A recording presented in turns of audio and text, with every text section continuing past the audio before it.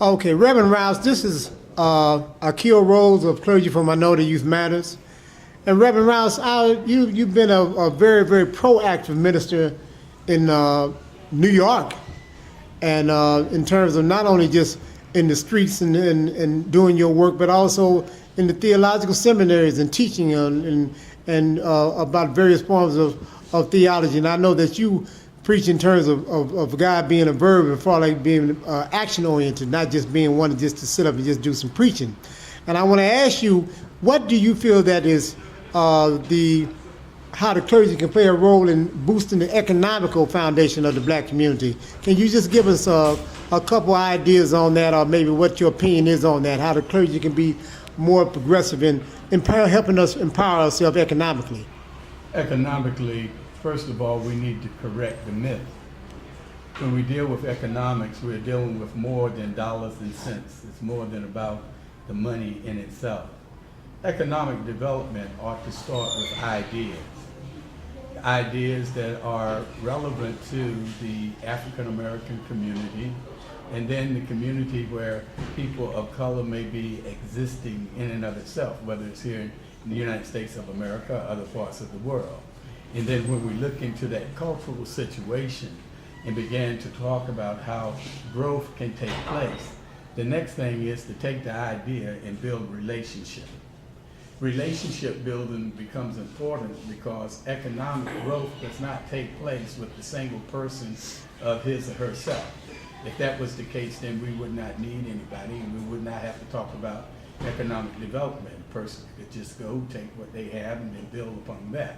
But because of the nature of relationship, we need to be able to find individuals who can help us carry out our ideas and with expertise for what we're leaning on. For instance, I used to be a farmer to grow corn, watermelons, and all of those type things, but I haven't touched the soil to plant the seed to grow the crop in a long time.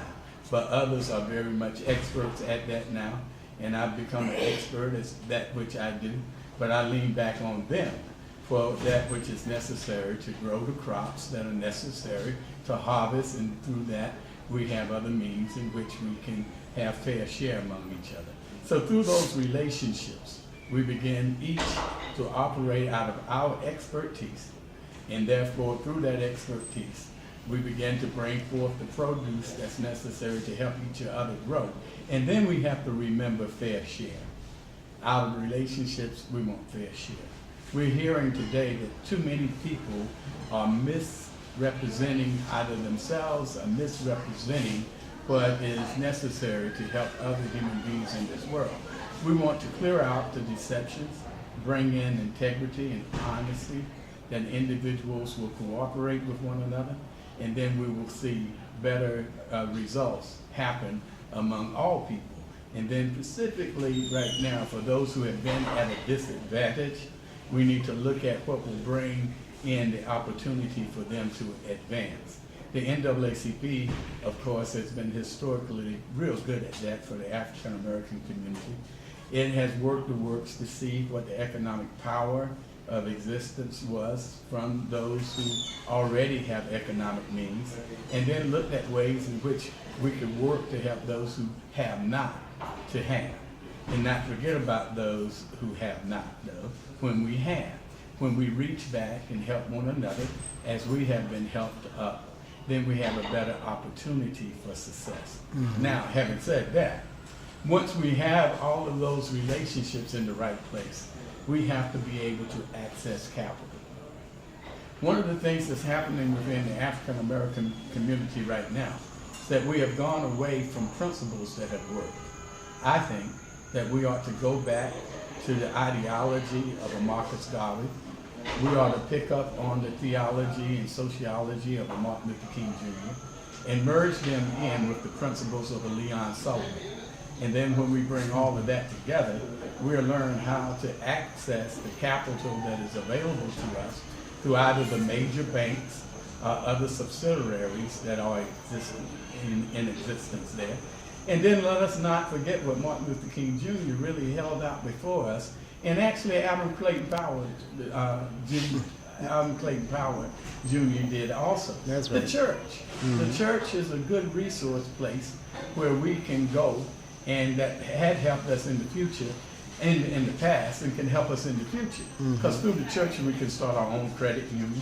That's right. There And you if go. we don't do that, then we can teach people who are anti-church anyway to become positive towards the church when it sees that the church is doing something That's right. that That's is right. benefiting the people. That's right. And then we can grow on that. We must not forget too what the Nation of Islam has taught.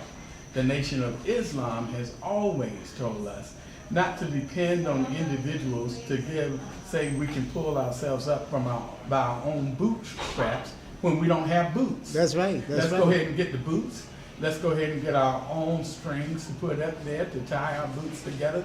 And then let's join together with one another and don't think that we have to continue to accept little handouts. That's Because right, if we're that's accepting right. the handouts, we remain with bare feet. But if we come together in unity, we can see that all of us begin to have boots to wear. It goes back to the Civil War days. Those who looked at the movie Glory will see that they had African American soldiers training and their feet were being all cut and bruised because they weren't giving them shoes. But when they got shoes and they band together, they became one of the strongest forces that's there. That's so right, we that's must right. not throw away the lessons that we can gain from the Nation of Islam about pulling together in order to have the right economic means. And we need to do that, and I'm glad that you're having these interviews because you're bringing us to that point of deliverance. Thank you.